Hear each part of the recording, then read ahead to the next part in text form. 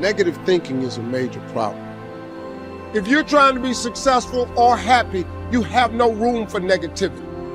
Big thinking gets rid of negativity. Dreams and visions gets rid of negativity. Now, what you cannot do is bury yourself by using your success compared to other people. See, success is not how far you got, because somebody always further than you. Success ain't how far you got. Success is how far you got from where you started.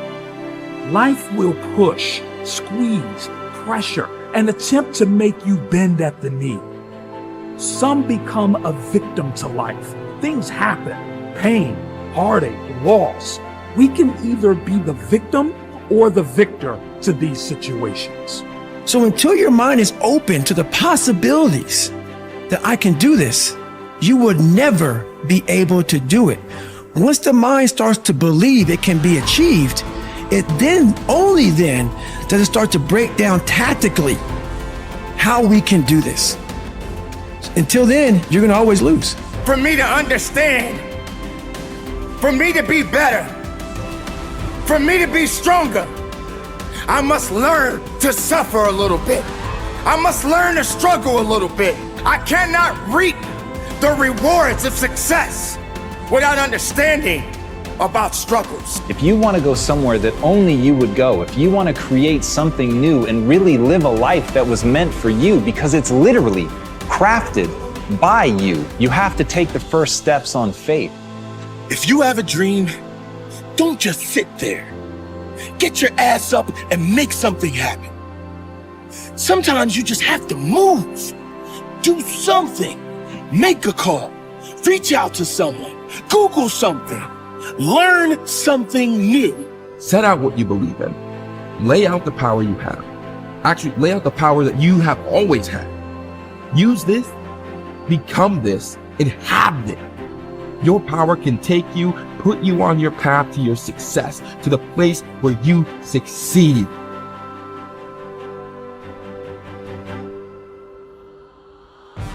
You have, and you always will have this potential to improve, this potential to adapt, and this potential to change. This is what you've been working for. Go on and receive that.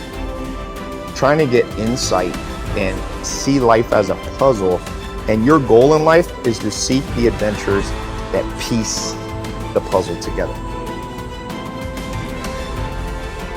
Who are you? You're the thing that transforms who you are. Now, you're also who you are, but on top of that, you're the thing that transforms who you are. You are the thing that is, and you're the thing that becomes.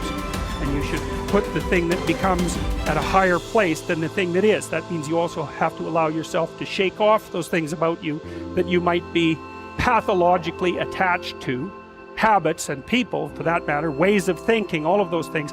You have to allow yourself to shake those off, and that's more like a burning. That's why the phoenix is the symbol that it is, right? It's old and it deteriorates, it bursts into flame, and then it's reborn. It's like, well, do you want to be reborn? It's like, it's not the question. The question is, do you want to burst into flame? And the answer to that generally is no, but that's the wrong answer. The right answer is you let all that nonsense burn away. And you might say, well, I don't know what I should leave behind. And the answer to that is, that's a lie. You know some of the things that you should leave behind. All you have to do is ask yourself. You'll come up with a list instantly of 100 stupid things that you're doing that you know you could stop doing. Some of them maybe you don't know you could stop doing. It's like, well, fine, leave those alone for now. But there's a bunch of things you perfectly know well that you could stop doing that would improve your life. And so do that, see what happens. That's a good idea. What's really interesting is self-value, real self-worth comes from doing hard things. We keep talking about self-love. We keep talking about loving yourself, believing in yourself. That happens naturally when you go through something difficult. Everyone who's listening right now, I guarantee has been through something difficult. Maybe they lost a friend. Maybe they've been through cancer.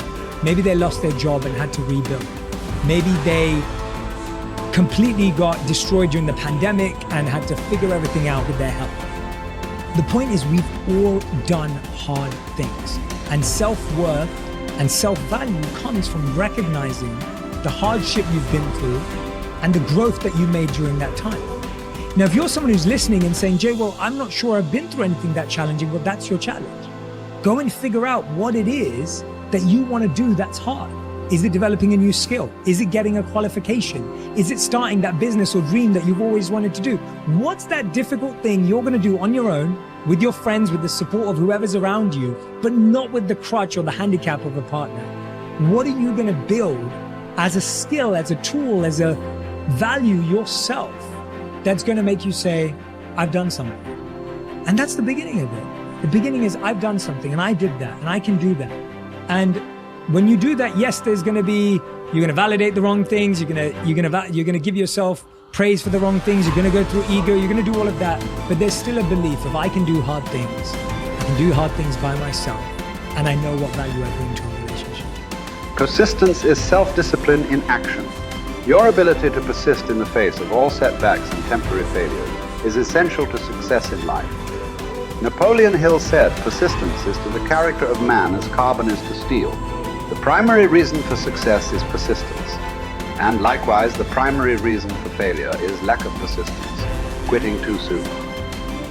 There is a direct link between self-discipline and self-esteem. Each time you discipline yourself to do what you should do when you should do it, whether you feel like it or not, your self-esteem increases. Each time you persist and force yourself to continue on, even when you feel like quitting, your self-esteem goes up. Each act of self-discipline strengthens every other act of self-discipline. Every act of persistence strengthens every other act of persistence. When you discipline yourself to persist over and over, you like and respect yourself more and more. You become stronger and more confident. Eventually, you become unstoppable. Persistence is its own reward. Every time you force yourself to persist on a task, whether it is large or small, you feel happier and better about yourself. When you go the extra mile and do more than you are paid for, or more than is expected, your self-esteem goes up. You feel more powerful and in greater control of your life. In your career, when you go the extra mile, you put yourself on the side of the angel. The primary difference between winners and losers in life is simple. Winners never quit and quitters never win. You can increase your ability to persist by talking to yourself positively. Say these words, I am unstoppable. Before you begin any major undertaking, pre-program yourself by telling yourself, I never give up. Before you can achieve anything worthwhile in life, you have to pass the persistence test. This is usually a snap quiz sprung on you unexpectedly with no warning. You suddenly face a major setback, problem, temporary failure, or even a complete disaster. When this happens, remind yourself that this is the testing time. This is when you demonstrate what you are really made of. This is when you show yourself and others the strength of your character and your true determination to succeed, your ability to respond effectively to setbacks. Your level of responsibility is the measure of your readiness to succeed. When you experience a major setback or problem, you will feel temporarily stunned. This feeling is very much like a punch in the emotional solar plexus. You will be stopped for a few seconds or a few minutes. During this period, you will often feel discouraged or experience self-pity. You will say, why me? However, it is not how far you fall that counts, but rather how high you bounce. Your aim is to bounce back as quickly as possible. Resilience in the face of unexpected reversals is vital to long-term success. Remember the warrior's creed. I will lay me down to bleed a while and then rise and fight again. Don't be surprised, shocked, or set back when things go wrong. Your best laid plans will often fall apart. Instead, expect disappointments and setbacks as a part of life. Take a deep breath, pick up the pieces, and continue onward. Our minds, our thinking controls our destinies here on Earth to a degree totally unsuspected by the great majority of people. When you think about it a moment, it becomes so obvious, so clear and simple. Well then, if we become what we think about, and if we can control our minds, we can pretty well tell our own future. And that's the point I want to make. That's what I meant when I said earlier that each one of us is the architect of the structure fashioned by our years. This means that if we're confused about what we wish to become or accomplish, our lives, our environment will mirror that confusion. It also means that if we know what it is we seek, that it must be accomplished. Barring an act of God or a catastrophe over which we have no control, we as individuals can call our own shots for the rest of our lives. We can know what it means to go through life from one success to another, to play life according to the rules and reap the rewards. We can know what it means to have peace of mind and live calm, cheerful, successful lives. You are at this moment the sum total of your thoughts to this point, for there is nothing else you can be. And 5 years from now, you can be and have anything you set your entire mind and heart upon.